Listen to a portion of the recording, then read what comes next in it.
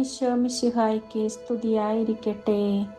വിശുദ്ധ യോഹന്നാൻ ശ്ലീഹ എഴുതിയ സുവിശേഷം 19-ാം അധ്യായം 26 മുതൽ 27 വരെയുള്ള തിരുവചനങ്ങൾ.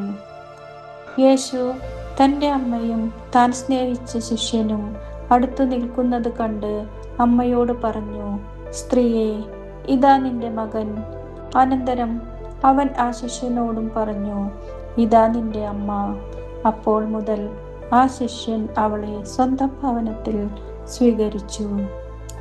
ഈ തിരുവചനത്തിനോട് ചേർത്ത് വെച്ച് നമുക്ക് പ്രാർത്ഥിക്കാം.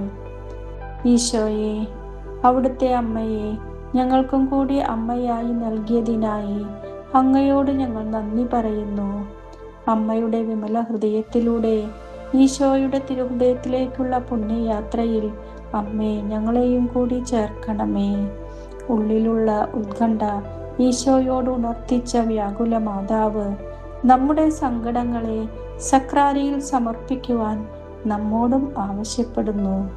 ഹൃദയം ദുഃഖപൂരിതമാകുമ്പോഴും ഹൃദ്യമായി പുഞ്ചിരിക്കുവാൻ പരിശുദ്ധ അമ്മ എല്ലാവരെയും അനുഗ്രഹിക്കട്ടെ.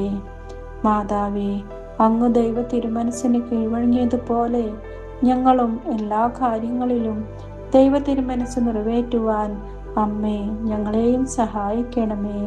ആമേൻ. യേശുവേ നന്ദി, യേശുവേ സ്തുതി, യേശുവേ ആരാധന.